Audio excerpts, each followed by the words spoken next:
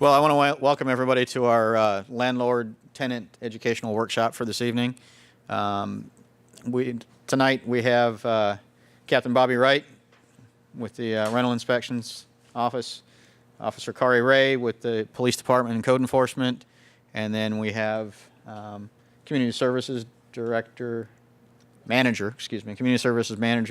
Stephanie Sheets, and myself, John Schilling. I'm with the Fire Department. I'm the Fire Chief. So what we're going to do tonight is we're going to do a little introduction, and we're going to watch a video to begin with. It's about 14 minutes long, and it's out of a major metropolitan area about some issues that have happened in that community, which is really compacted with a lot of universities and a lot of rental properties.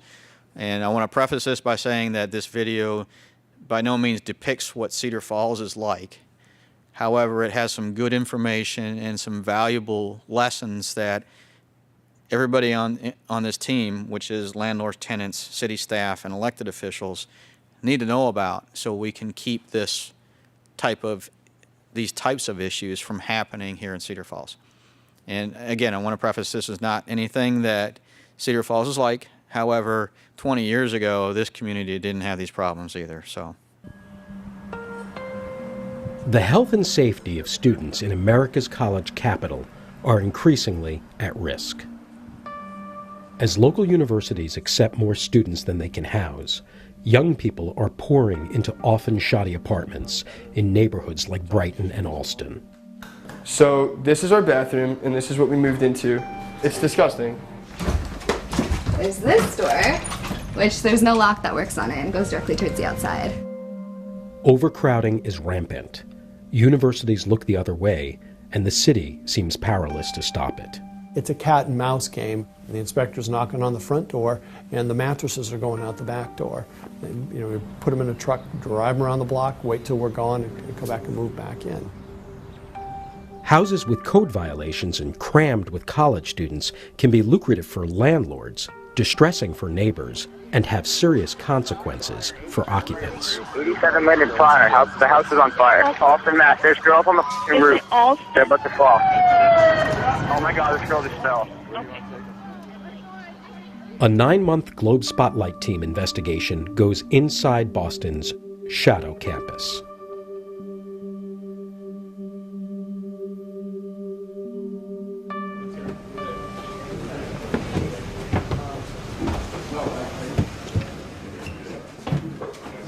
When you send your child off to college, you think you know what the risks are.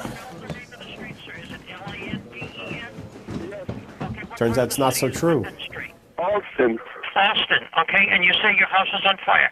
Yes, completely. Okay, sir, leave the building, we're going to be right there. Until recently, this hole in the ground was all that remained of 84 Linden Street in the heart of a heavily populated student neighborhood in Alston. In 2012, the building that stood here housed 7 students from Boston University. Sophomore Joshua Goldenberg had picked the bedroom in the attic and loved his first taste of off-campus living. That was a great location. It was a great spot to live right across the street from the fraternity house. The commute was very short. The place was clearly not maintained. Josh's father wasn't as impressed. But, we didn't want to hover and helicopter too much over Josh, so he was fine. We left him there, and that was it. In the early hours of January 22nd, 2012, something went wrong.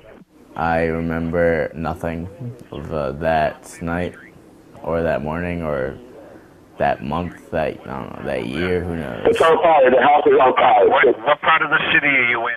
As the students slept, the building caught fire. Startled residents woke up and escaped through windows and doors. Leave the building, we're going to be right there. For Josh, on the top floor, the only safe escape would have been down the stairs.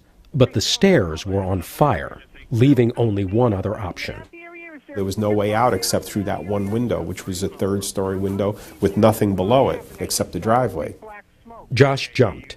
A friend found him twitching and unconscious on the icy driveway.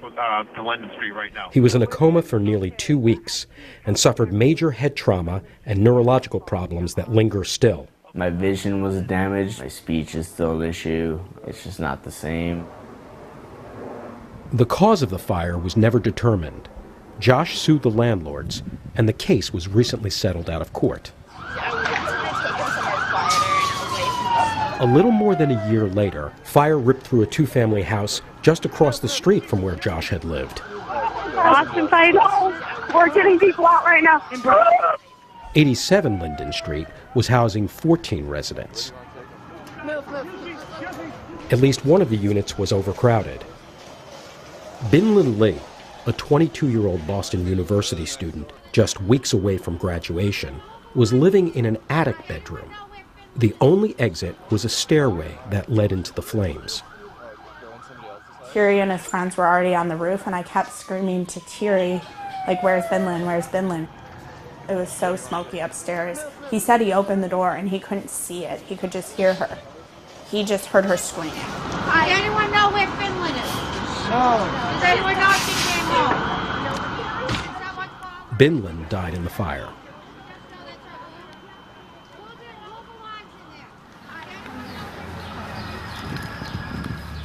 In April, on the one-year anniversary of the fire, Binlin's mother, aunt, and several friends returned to 87 Linden Street to remember the marine science major and her passions for scuba diving, photography, and cooking.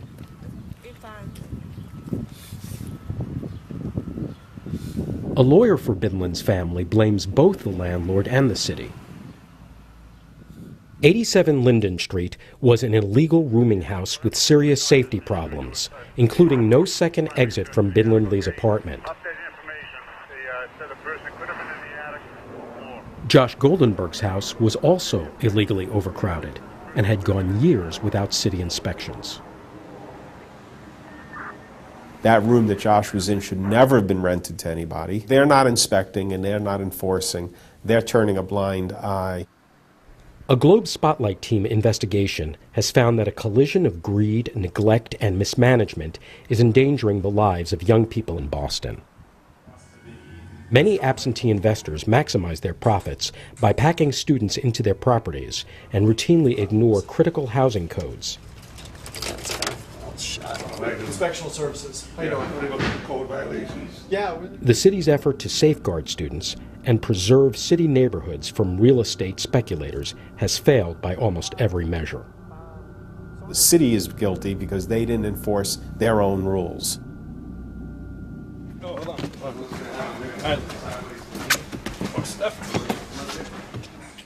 Over 45,000 students live off campus in Boston. Living independently, often for the first time in their lives, is a big draw, but so is the money they can save. Off-campus apartments are usually less expensive than dorms, and as area universities continue to accept more students than they can house, the number of students living off campus in Boston has soared, up more than a third since 2006.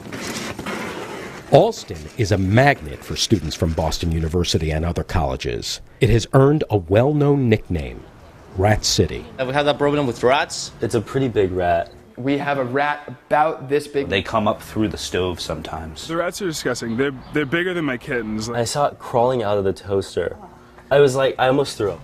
But in several student apartments the Spotlight team visited, rats are just a small part of the problem.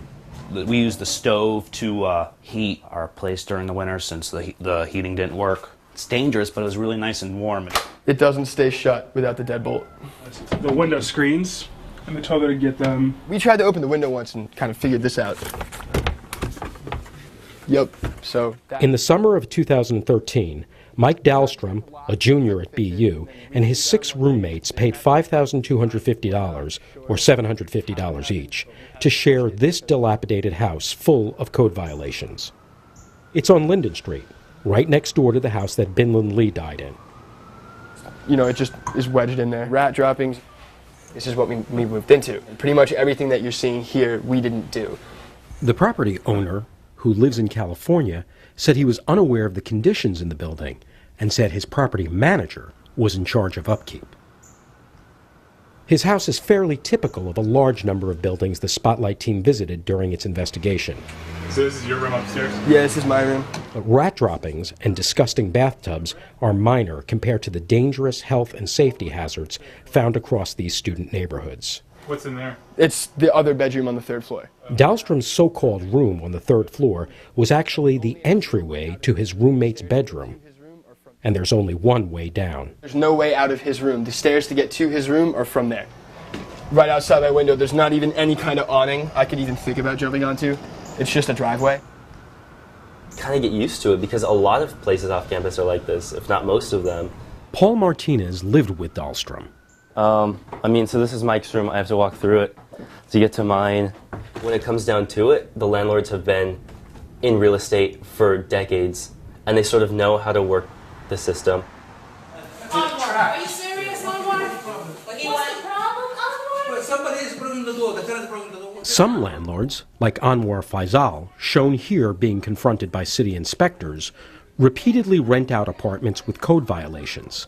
He has faced minimal penalties while flouting state regulations for years. Do you think your insurance company's going to cover you? Faisal later appeared at a city hearing after inspectors condemned the apartment.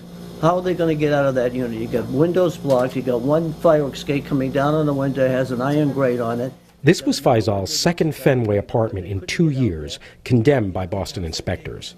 They want to condemn the unit because Mr. Faisal owned it.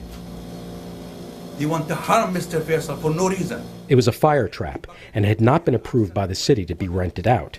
You need to square that away. Faisal made some renovations and leased the apartment out again. But the city continues to say he lacks a certificate of occupancy to make the unit legal. While some students are unaware of their rights as tenants, others hesitate to report problems, especially when they're cramming in roommates to share the rent. If no one complains, we're not going to look for problems someplace if no one's complaining about it. Brian Glasscock is chief of Boston's Inspectional Services Department, or ISD, which oversees the city's rental units. They can advise them of their rights. Although the city says reform is underway, ISD largely inspects only in response to complaints. Glasscock says that in the student rental market, students and landlords have a financial incentive not to call ISD. Cram a lot of people in there.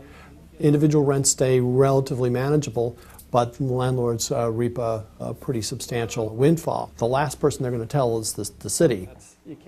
ISD is no match for the flood of violations and routinely misses health and safety problems. The city could not turn up one student overcrowding citation since 2008. As more students move off campus, they are having tangible and sometimes detrimental effects on the Boston neighborhoods they're taking over. It was the parties late at night, going into the night. Noreen Loughran grew up in this triple-decker in Mission Hill, but recently sold it, partly because she was fed up with the neighborhood's direction. I really didn't want to sell it to a developer, but you can't get a family to buy around here anymore. Other folks who maybe don't want to have 5 roommates have to pay market rate, which is now artificially higher in the surrounding area. So it drives out working families, it drives out young professionals, it drives out seniors.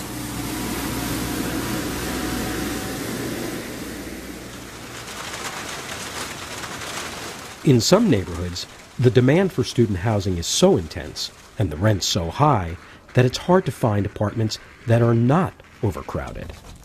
The city has asked colleges to provide addresses for students living off campus to help prevent overcrowding, but only one school, Boston University, has cooperated. Meanwhile, thousands of Boston students continue to live in dangerous apartments, a prospect that frightens those who have endured the painful consequences. Compared to a lot of friends that I have, I've experienced a lot more than them and learned a lot more. I wish I could unlearn it. I never had these experiences.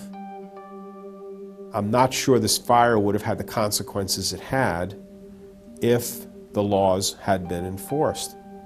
If the system isn't looking, the laws get broken. Okay, and like I said in the beginning, for those of you that weren't in the room when we first started, this by no means depicts what Cedar Falls is like. However, there's a lot of information in there that is part of the problem that we're currently having in Cedar Falls. Not to the degree that they're talking about in Boston, but recently we've had some issues with over-occupancy, and that's what we're going to talk a little bit about today, right now, is the over-occupancy thing. To begin with, we don't want to turn a blind eye to anything, but we need more eyes, and this is a team effort. It's an effort of the city staff, the landlords, the tenants, all need their eyes on things to make sure that everybody stays safe and everybody stays within the rules that are out there for occupancy. Really quickly, a real quick fire statistic for people in Cedar Falls to know. Since January of 2014 to today's date, 50% of the fires that we've responded to in structures have been in rental properties. 50%.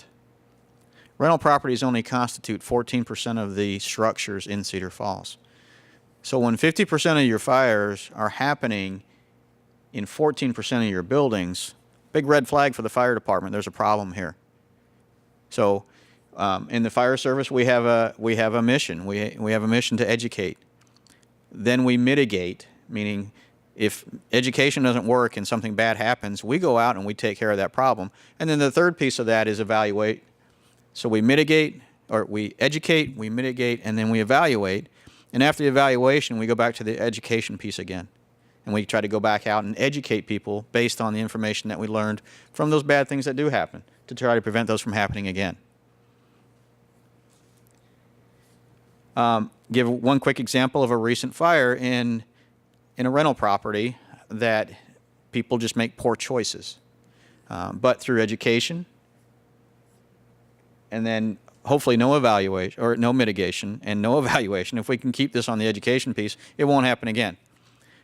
Recently we had a fire in a rental property, and the fire was caused because they overloaded the electrical system in an older home. The tenants somehow broke the thermostat for the furnace. Instead of calling the landlord and getting the thermostat fixed, they decided just to put a bunch of space heaters in. Well, that's a problem. The other issue was that the landlord, I don't think he knew, but he put blown-in insulation over knob and tube wiring. Knob and tube wiring is basically bare wire. So they put that type of insulation over a wire that is not supposed to have anything in contact with it.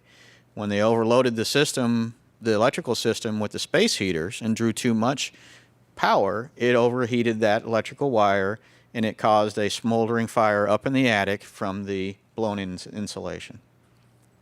That's an example. So we have two education opportunities here. Number one, educate the tenants on if there's something broken, contact your landlord and get it fixed.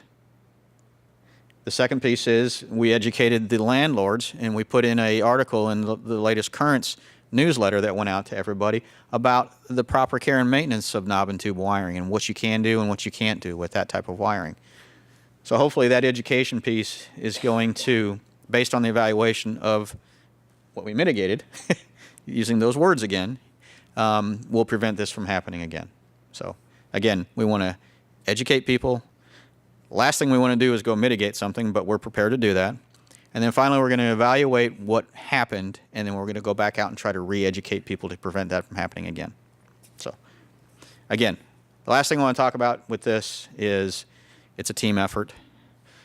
When we talk about over-occupancy, it's a team effort. Officer Ray is going to talk about over-occupancy and how we determine when it's over-occupied and what the ramifications or repercussions are going to be about that.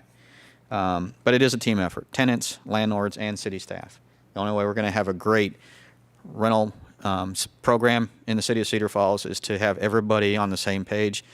Thus, we're having all these workshops. So, and we'll get questions if we can get through the presentation since we have cameras on and everything.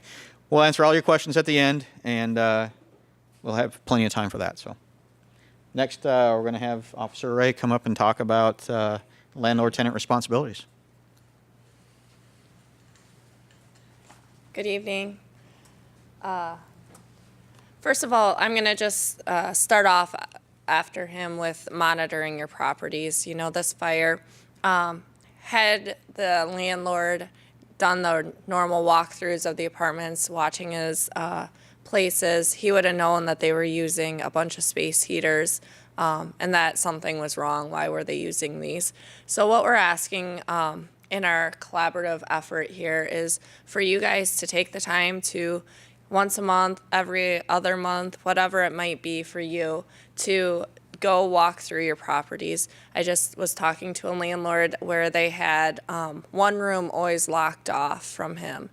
And that's your property. If you're giving them the 24-hour notice that you need to walk through, find out what's going on in there. We determined through our investigation, without knowing that this was going on, that that house was overoccupied. They had it locked because they had a fifth bed in there, and somebody living in there that they obviously didn't want him to know about. So just try to make that part of your regular routine of, I need to go and check this, make sure they're not damaging your properties. And, you know, Captain Wright just had somebody call where he did this walkthrough and said they just tore down our smoke detectors. And Captain Wright had been there 2 months ago and knew that they were all working. This was actually the second time those tenants had torn down those smoke detectors.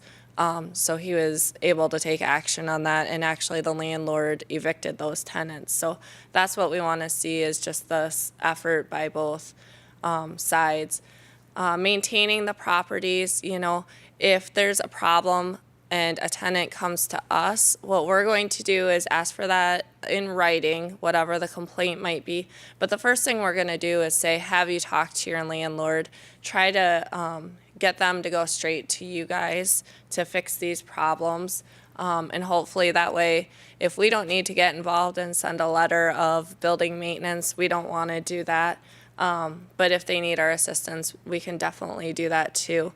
And if, as landlords, you guys are having problems where maybe somebody's parking in your front yard and tearing it up, or doing something like that where you want the enforcement side of it, we want to encourage you to contact us if you've already notified them that this action is unacceptable, which comes by, you know, watching your properties and monitoring them. This is the time of the year that front yard parking becomes an issue, not only because they're parking in the front yard, because the ground's soft, we're causing ruts and damage, they're tearing it up. So please help to educate your tenants on they can only park in the driveway. It is a $150 ticket. It's not your normal parking ticket of $10. It's $150 plus court costs. And especially this month, for some reason, we've seen a spike in that. I'm not sure the reason. And then over occupancy, this has become a problem. I think it's been a problem in the past, but maybe brought to our attention more recently, which is why we showed this video.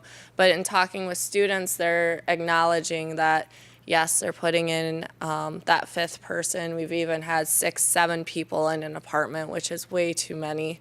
And it cuts down on their costs. You know, some of these older houses are massive, and they say, but there's bedrooms for them. It's still not safe. So what we've done is the city actually met with our attorneys.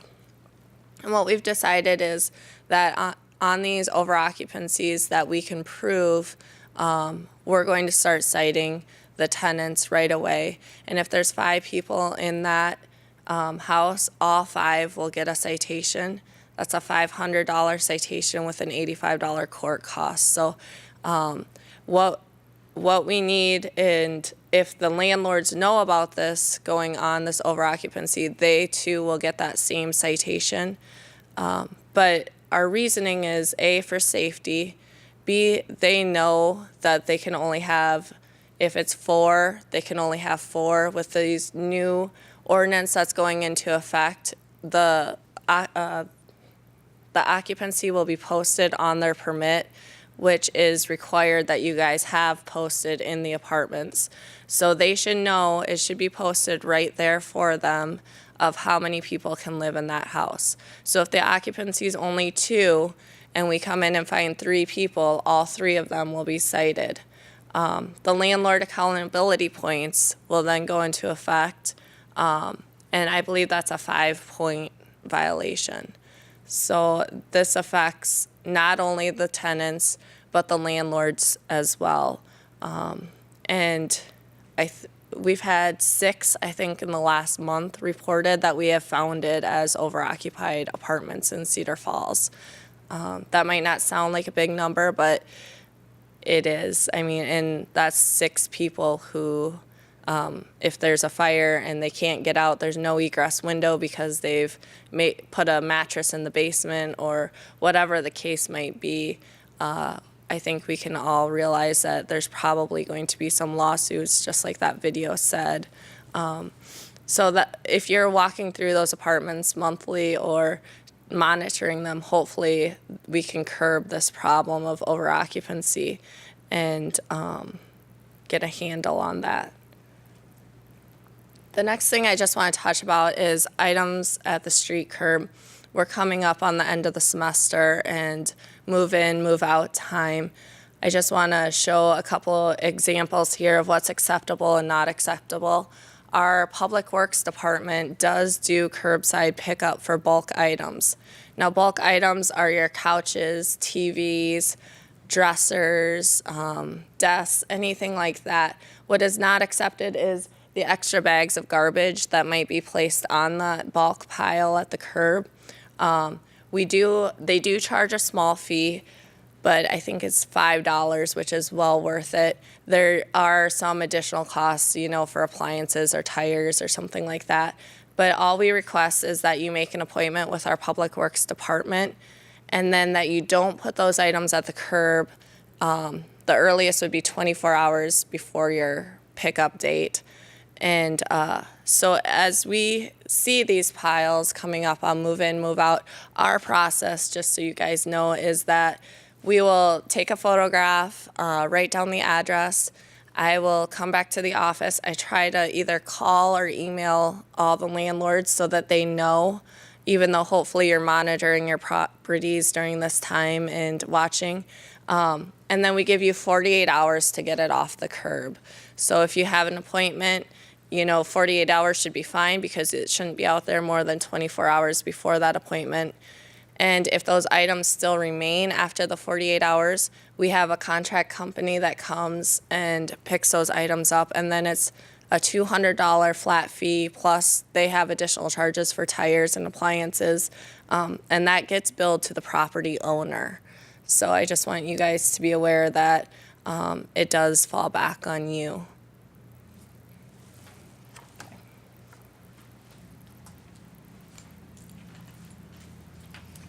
So now I'm going to go over a couple of the changes to the rental code, really in terms of the occupancy level. I think that that's one area that has gotten a lot of attention, was discussed quite a bit over the past couple months.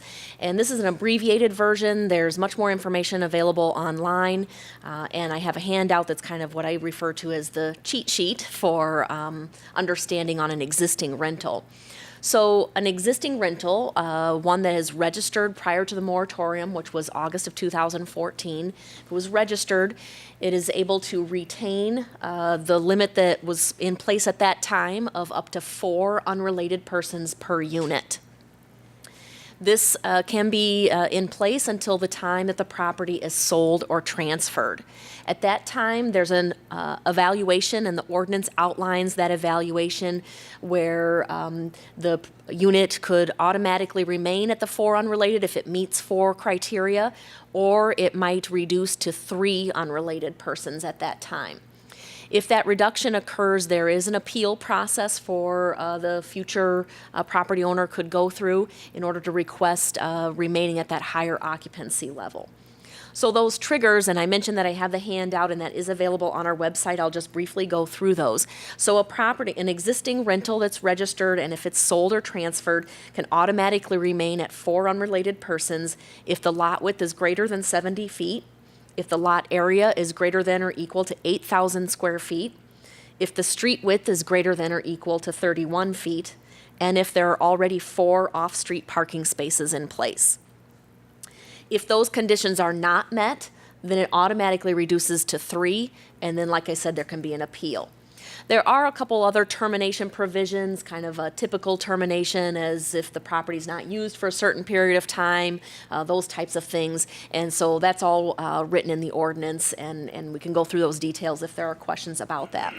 There's also a requirement that existing rentals, if there are any gravel surfaces there, that within 3 years of the next inspection after the new ordinance was adopted, which was February of 2015, within 3 years of that inspection, all gravel must be removed, and paved surfaces are required. So we want to make sure that people are aware of that, and as Captain Wright is doing inspections, he is making landlords aware of that provision.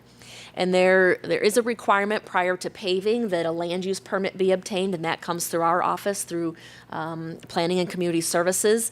And we're making sure that our requirements for setbacks on driveways and the maximum width that they can be and where the pavement can be, making sure that all of that is met. And like I mentioned, then at the sale or transfer, we're evaluating the property. And like I said, there's trigger for where it could automatically remain at the 4 unrelated, or it might reduce.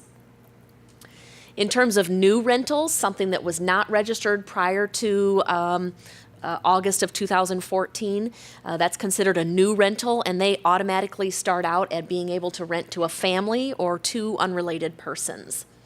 When there's a request or an interest in increasing that to 3 unrelated persons or 4 or even 5, then that triggers a review first through what we call a group rental review.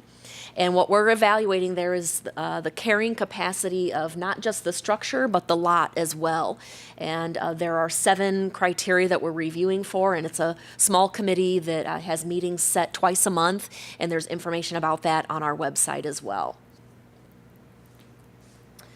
I want to go over the paving requirement and just a little bit of the ins and outs of where paving can occur. And these bullet points are also available on the city's website with just a couple others. I wanted to try to keep it just a little short today. But in general, a driveway that is the width of the garage, that's serving the garage, in general, that needs to be at least 3 feet from the property line. The driveway typically, and we might have older situations where it's a little bit narrower, but typically the driveway is going to be, for like a 1-car garage, going to be about 10 feet wide. Like I mentioned, we're looking for the driveway to match the width of the garage. If it's more than that, we're going to be having a higher level of scrutiny about that, because we're seeing situations where those get manipulated into parking lots, more parking areas, and don't serve the driveway function and start to impact the character of the neighborhood. So when it's a parking lot, and we have cases of that, of rentals where maybe they have alley access, or maybe they have a driveway going to the back where there's a parking lot. Parking lots are required to be 5 feet from the property line. They're required to have landscaping around them. And we also are in the process of passing an ordinance that requires them to be located only in the rear yard, and that there's going to be a minimum amount of, there's going to be a requirement about the amount of open space that needs to be in place too. The point is, we don't want a parking lot to cover the entire backyard. That also is not the character of a neighborhood. So be looking for information on that to come out once that's adopted. I think that's a little bit of the ins and outs of parking and driveways. I was also going to give just a little bit of a overview of what we have available on our website. We have tried to put more information on the city's website, and you can go to www.cedarfalls.com/rental. What's available on the website, just to briefly go over that, is information about the changes in the rental code, links to the code itself, links to the PowerPoint presentation that's kind of the cheat sheet of that, of which one of the handouts is available regarding the existing rentals and understanding the triggers for occupancy level and when that gets evaluated. Also, the new definition of a family is on the website, along with links to rental application, links to the baseline information that we have asked all of the existing rentals to provide, and that baseline information is due in August of this year. So, and those applications are also available tonight. So links to that are available, as well as some information on the paving, which I just reviewed. So that's generally what we have on the website. And if we have people asking a lot of other questions, we're certainly going to try to respond to those and have information on the website so that that can be a resource for people. You want me to stand up here for questions? Okay.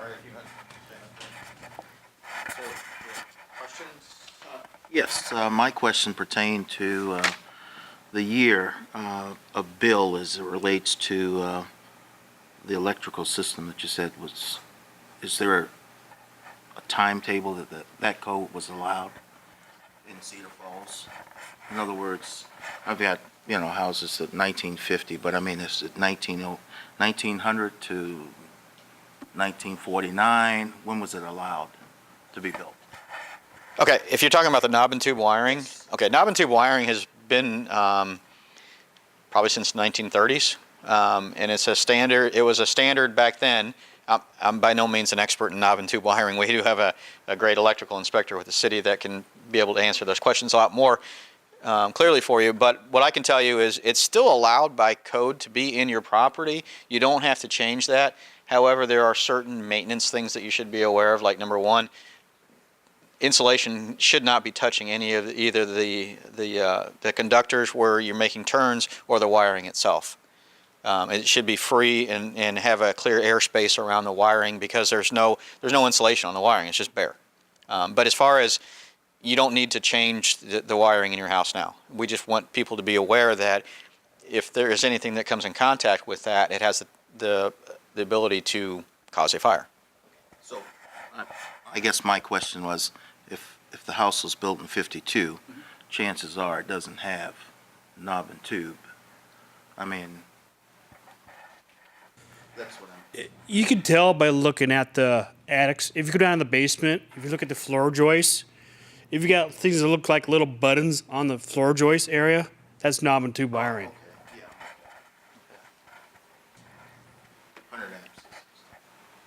Okay. We have any other questions?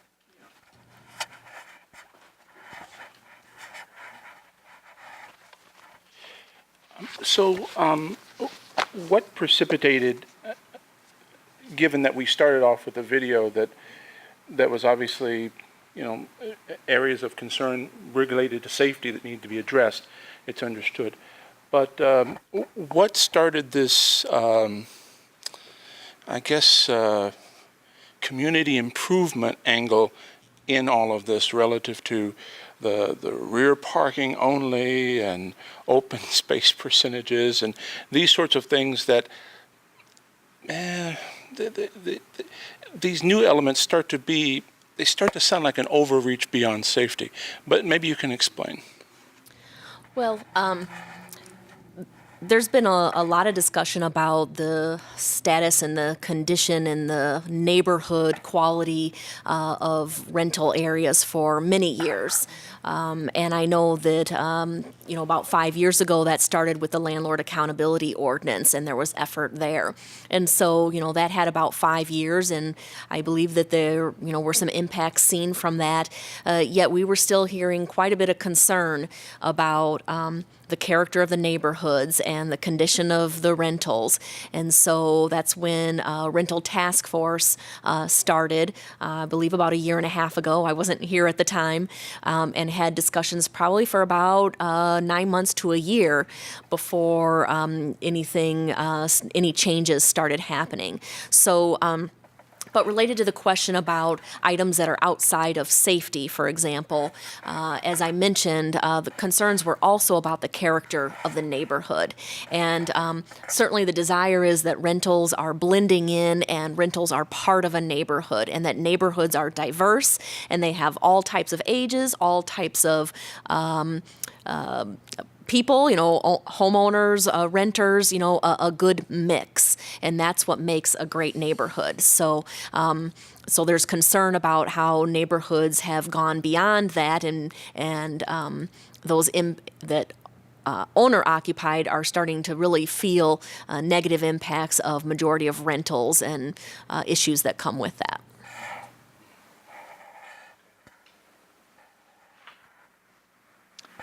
Any other questions that we have this evening? There's apparently, you said a new definition for family. Maybe you can speak a little bit about that. We'll talk about the old definition. Back in the past, before the ordinance was created, the definition was family was considered husband, wife, son, daughter, granddaughter, basically related by blood. Okay, the new definition now is family plus one. Right? Is that correct? Right? Okay, I want to make sure I'm saying it right. Family plus one unrelated. Okay, so now the ratio can be intermixed somewhat now. So you could have husband and wife live in the house. They want to move a best friend in the house. So family plus one. So that's the ratio, the definition of a family now. It is not considered a rental property. So if I would rent my house, for example, I own my own house. I live in my own house, husband and wife. And I would move my best friend in. It's not considered a rental. Okay. In the past, it would have been because it's not related to me. Okay. So today's definition is family plus one. But if you start having a family plus two, now it's considered a rental because you're moving two people unrelated into the house. So. And how is that impacted by the sheer number of people in the property? Family, mother, father, 3 kids, grandmother, grandfather, and then, you're talking about occupancy levels now. Yes. Okay. Really, by code, by family, there's no occupancy level because you could have a husband, wife, and 6 kids, 9 kids living in the house. Okay. On the other side of the coin here, though, is we do have a room dimension size in a house. For example, to be classified as a bedroom, you have to have a minimum of 70 square feet. To have 2 people live in a room, you got to have 110 square feet. Okay. So if you have let's just say you have a 3-bedroom house, you have 110 square feet in each bedroom. In theory, you could have up to 6 people live in the house. It's a family. Okay. If you have more than that, then you put them in places where they shouldn't be living in. Most likely they're probably living in the basement or some places that doesn't have an egress window. So you got to take into consideration the bedroom size. So, biggest concern is you have a 2-bedroom apartment or 2-bedroom house. You don't want to shove 10 people in the house. It's all related because then they're sleeping everywhere. Then you're creating a dangerous situation. Did that answer your question? It did. And what I was relating to is that if you have 7 people living in a home, given, maybe a couple or 3 people living in some 3-bedroom house, those 7 people living in one structure, how does that relate and how has that been, I guess, tweaked against the unrelated people that may be only 3 or 4 in a building? How does that relate? 7 people in a property versus 4. I don't know if I can give you an answer for that. I mean, it's the rules. I mean, that's what the city's come up with as the ratio for the properties. But and I guess historically, and not just with the city, even in state and federal laws, there's deference to families and dependents. So it kind of mirrors that same type of approach. So.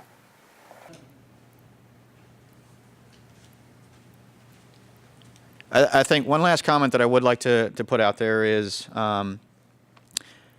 we do have a Section 8 federally funded affordable housing program in Cedar Falls, and we're always looking for additional rental properties to work with that program. It is a good, viable program.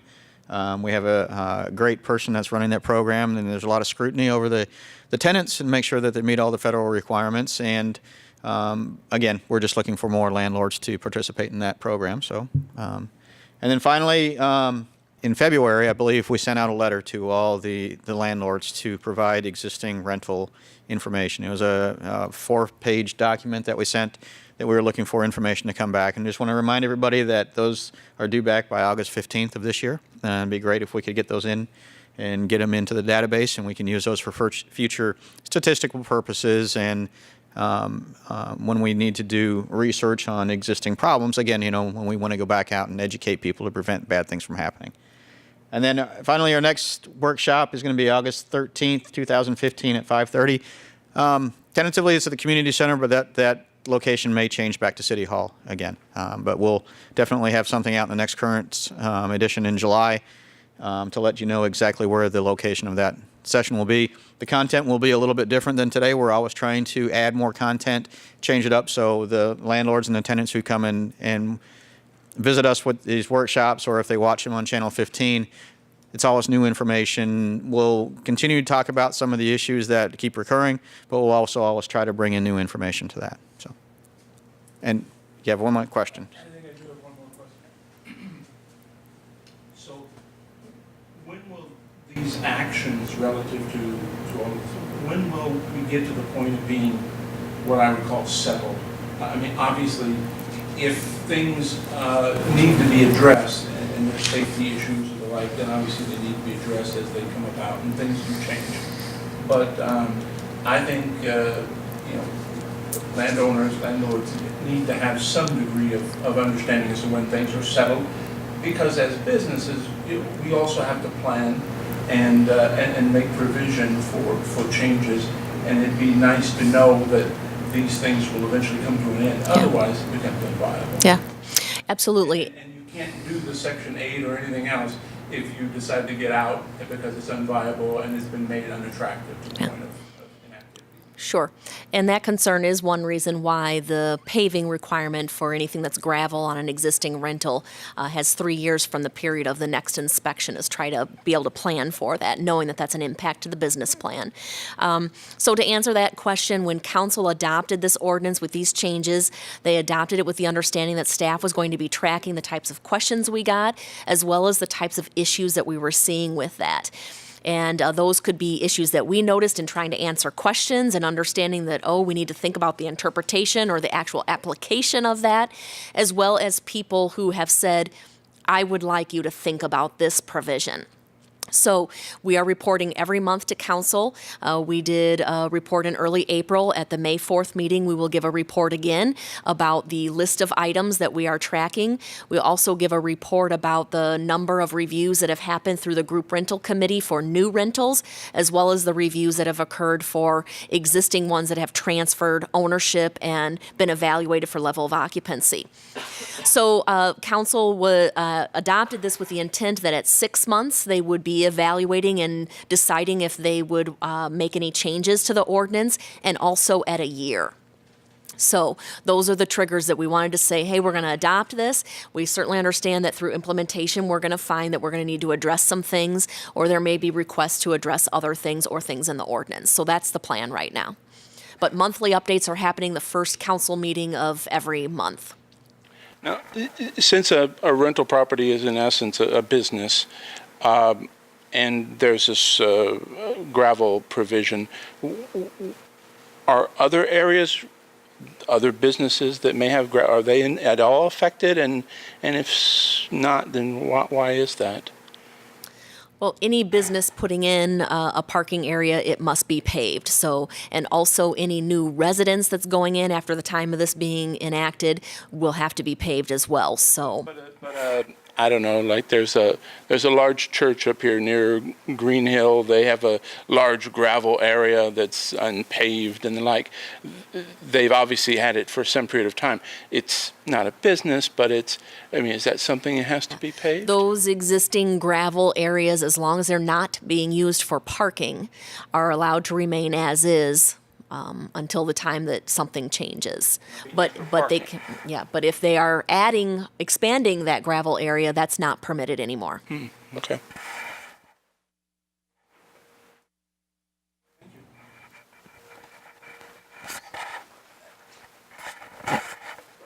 As I look at the existing rental status report, my lease is basically run 12 months or 2 years. So as I look at this document, then I have single-family rental properties. So with that, the expectation is that each time I turn over a lease, that I'm going to have to fill out one of these per property, right? No, we're not requiring that each time the lease changes. This is baseline information to find out what the level of occupancy actually is there. Is there gravel there? Where is the pavement? Just to learn a little bit more about the property in general. Okay. So it's a one-time All right. form to complete.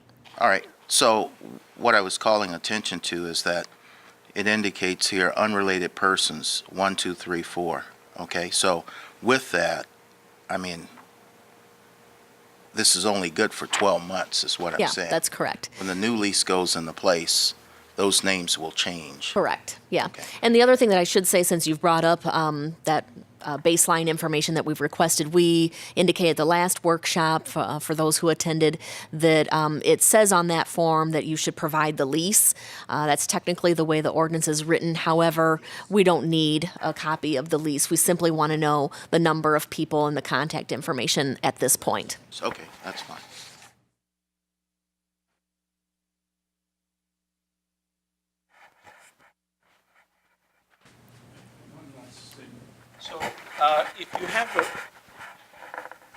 If you have a property that may not be in lease mode at this point in time, maybe it's lived in by, maybe it's personally lived in. If we decide to move out of our house and then we decide to lease it later after we leave, as long as we register before the 15th of August, in future, if we decide to rent it a year from now, 2 years from now, how does that work? Currently, your house is not registered as a rental because you live in it. If you were to register your property a year down the road, then your property would be considered a new rental. We'll have to follow the provisions that Stephanie spoke about. Okay. Another side note too is we're also stating to landlords that if your property is currently registered as a rental, as long as that permit stays valid, it will always stay as a rental. Once that permit expires, for example, they say that they vacated the rental property, they want to rent it out for 6 months, the permit expires, then when they register the property again, it's considered a brand new rental now. So don't let your rental permit expire. You can continue having it go even if no one's renting it. You can just continue to renew it. We still have to come in and do the inspection once every 3 years, keep the permit current to make it current. Right. Once it expires, then we register it again. It's considered a brand new rental, like it's never been registered before. Right. I'm hoping this is the last statement I'll make. It maybe a statement last question. Okay. So if you had a property that was a part of, let's say, a homeowners association, let's say a condo, something like that, the provisions of the city of Cedar Falls would supersede requirements or expectations on the part beyond what the association could dictate. Is that correct? Yes. Yes. Okay. Yep. So essentially, you're looking at both would need to be met. If they have, typically those covenants and restrictions are a little bit higher than the minimums of our ordinance, and so you need to view it as you need to meet both. But if I'm meeting the minimum requirements of the city that I'm living in, that I pay taxes in, why would I have to go above and beyond what the city requires? Because if you're living in an area that has covenants in place that might have a different requirement, and different is higher because they're saying that they want to go beyond what our minimum ordinance requirements are, then you also need to meet those. And that's something you should know going in when you bought the property. You, through the title search, knew that there were deed restrictions and had an opportunity to review them. But things can, in other words, things can change as you own the property, theoretically. I mean, people can go back and get these things, changed, subrogated if they choose to. In fact, that's what's happening in some cases in some of these neighborhoods. And they do expire, and so if they're not renewed, then they're not in place anymore. Mm-hmm. Okay, thank you. Anything? Anybody? Larry, anything? No, I'm good. Thank you. Yeah, and thank you for everybody showing up, and we appreciate that, and hopefully we'll see everybody again on August 13th. Thanks.